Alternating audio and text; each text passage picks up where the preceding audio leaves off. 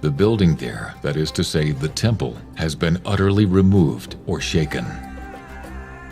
It was so thoroughly laid even with the ground by those that dug it up to the foundation that there was left nothing to make those that came thither believe it had ever been inhabited.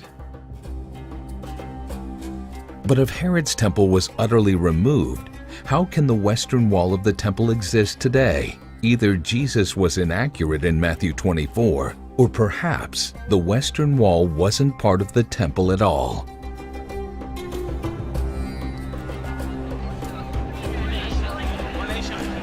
About 63 BC, the Romans took this city. General Pompey had the gates opened up to him. And from that point on, the Romans had control here for over 300 years. The big question is, where did they stay? No one has ever found one brick that they know of that's from the Roman fortress. I believe it's because it's been on the Temple Mount. That was the Roman fortress. That huge complex, if you look at it today, it is in the same dimensions as many Roman fortresses. So where did the Romans stay? They stayed on the Temple Mount. Locating the Roman fort on the Temple Mount explains how the temple could be utterly destroyed, yet still have remains existing to this day. The Western Wall, instead of being the remains of Herod's temple, may actually be a part of the Roman fort.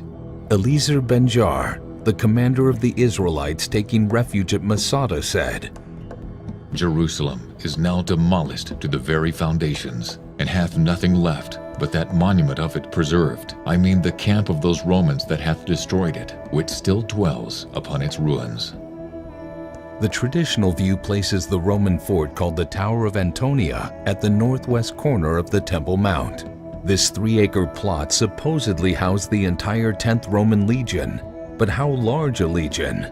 History tells us that a legion is approximately 6,000 soldiers. With the support personnel, it could reach as high as 10,000 people. If I was in command of the 10th Heavy Roman Legion, sent to Jerusalem to keep the peace, I would have occupied the high ground. I would have put my soldiers on the Temple Mount. And as I look at the little bitty building that is called Fort Antonio today, it's almost laughable to believe that 6,000 soldiers and some 4,000 camp followers occupied that tiny building.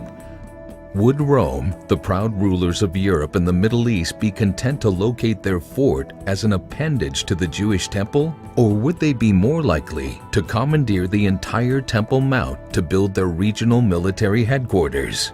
Again, we turn to historian Josephus. Now as to the Tower of Antonia, it might seem to be composed of several cities. For if we go up to this Tower of Antonia, we gain the city, since we shall then be upon the top of the hill. The only location that is on top of a hill and is large enough to house 10,000 soldiers and support staff is the 36-acre Temple Mount. In 333 AD, the so-called Bordeaux pilgrim traveled to Jerusalem and describes what he found. I'm in a high tower about 100 feet high right next to the Church of the Holy Sepulchre, and it's a fascinating place because from this position, the Bordeaux pilgrim said that he looked due east and all he could see was the long wall of a Roman fort. Well, when I look due east of here, all I see is the long wall of the Temple Mount. So what I think the Bordeaux pilgrim was describing was looking at the Roman fort from this spot. In fact, that's pretty conclusive. That's what he was looking at, was the Temple Mount complex. Certainly, I believe, was a Roman fortress that housed the 10th Roman Legion.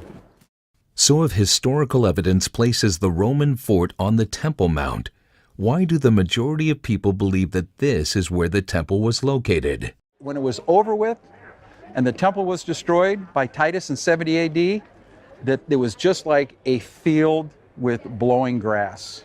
You wouldn't even know that it was there. And so the Jews that were quarantined from Israel for so long, it's hard for them to determine where the temple was. So this has been the place that everybody settled on. In fact, in the 4th century, there was many places that people were trying to figure out, where is the temple really located? People were not sure. One important event that promoted the idea of the Temple Mount being the location of the temple was the invasion of Jerusalem by the Crusaders. And in 1099, there was thousands of crusaders, and they came and they conquered this Temple Mount complex. And when they went on top of it, there was great carnage. A lot of Jews, a lot of Muslims were killed. And they crawled up on the dome. It wasn't gold then, but they crawled up on that dome area up there, and they ripped off the crescent moon, and they replaced it with a cross, and they called it Templum Domini, which means the temple of God. That, I think, started a tradition. 70 years after the Crusaders conquered Jerusalem,